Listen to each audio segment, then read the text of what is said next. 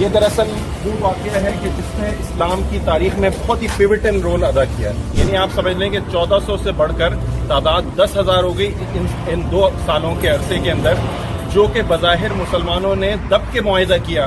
جو مومن ہوتا ہے اس کی نگاہیں دور رس ہوتی ہیں. السلام علیکم. اس وقت ہم جس مقام پر موجود ہیں یہ مقام اسلامی تاریخ میں ایک بہت زبردست اہمیت رکھتا ہے.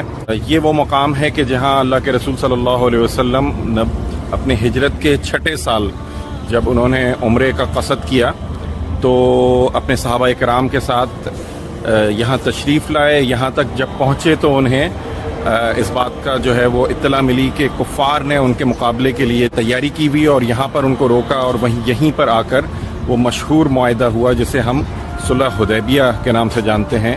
یہ مقام حدیبیہ کا مقام ہے اور اس کو اللہ تعالیٰ نے فتح مبین کے نام سے بھی پکارا ہے. یہ صلح حدیبیہ یا فتح مبین اس مقام کے اوپر ہوئی جو کہ حدیبیہ کا مقام ہے. یہ مسجد ہے، مسجد حدیبیہ یہاں پر بنائی گئی ہے. یہ بھی اسی مناسبت سے مسجد بنی ہوئی ہے. جی آصف بھائی، اس وقت ہم یہاں جس مقام پر موجود ہیں آپ کے کیا احساسات ہیں؟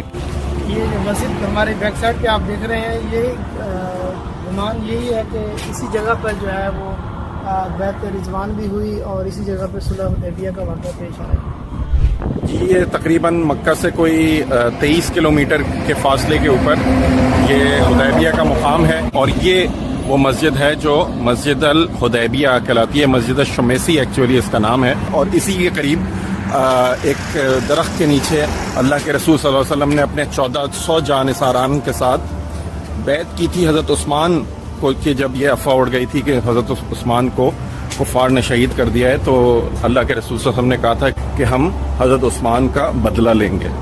اس کے قریب اگر ہم دیکھیں تو یہاں پر کچھ جنرل اسٹورز بنے ہوئے ہیں، للمواد الغذائیہ اور مطعم البخاری الحدیبیہ، اور یہ وہ مسجد ہے. یہیں پر وہ مشہور بیعت بھی ہوئی تھی، بیعت رضوان، جس کے بارے میں اللہ رب العزت نے کہا کہ اللہ تعالیٰ راضی ہو گیا ان سب لوگوں سے جنہوں نے شجرہ کے نیچے یعنی کہ درخت کے نیچے آپ کے ہاتھ پر بیعت کی. در حقیقت یہ موت کی بیعت تھی جو تمام صحابہ کرام نے اللہ کے رسول صلی اللہ علیہ وسلم کے ہاتھ پر کی تھی.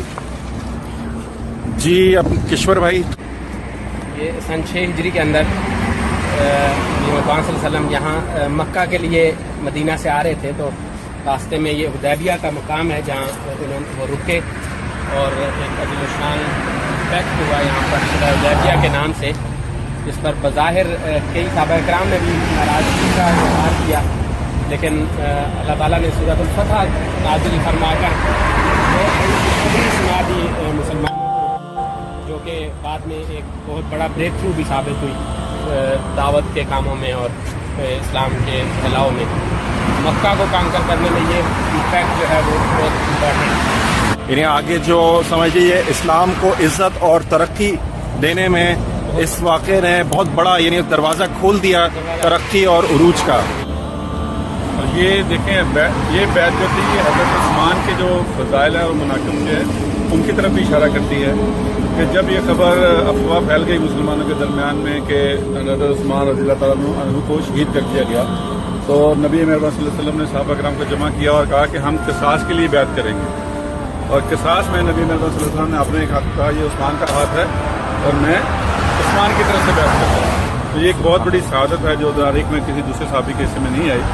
صحیح، یعنی جس وقت صحابہ کرام اور اللہ کے رسول ہتھیار بند نہیں تھے سوائے خنجر کے جو اس زمانے کے دستور کے مطابق ہر شخص اپنے ساتھ رکھتا تھا، کوئی ہتھیار لے کر وہ لوگ نہیں آئے تھے کیونکہ وہ تو عمرے کے لیے آئے تھے.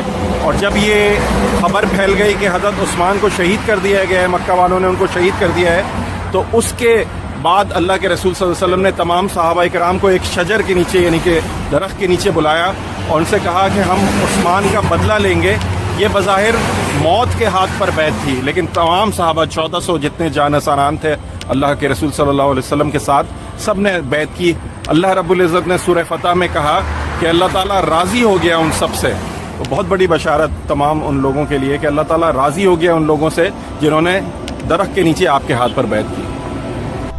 اب یہاں پر اس مقام پر انہوں نے ایک سائن بورڈ بھی لگا دیا, اس میں انفارمیشن ہے. یہاں اگر آپ اس کو دیکھیں تو اس میں پوری تفصیل لکھی ہے الحدیبیہ اور بیت رضوان کے حوالے سے, کہ یہی وہ مقام ہے کہ جہاں پر صحابہ کرام نے اللہ کے رسول کے ہاتھ پر بیعت کی, 1400 صحابہ رسول نے صلی اللہ علیہ وسلم. یہ دراصل وہ واقعہ ہے کہ جس نے اسلام کی تاریخ میں بہت ہی پیوٹل رول ادا کیا.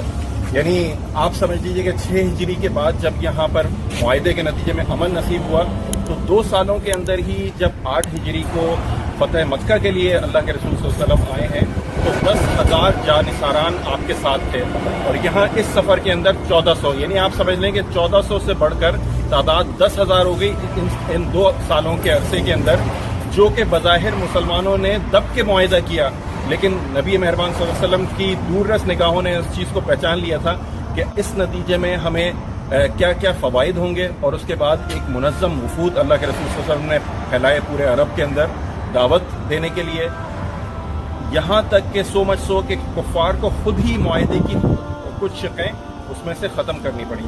تو یہ وہ مقام ہے کہ جس کی اسلامی تاریخ میں بے انتہا اہمیت ہے, بریک تھرو ملا ہے اس مقام سے مسلمانوں کو.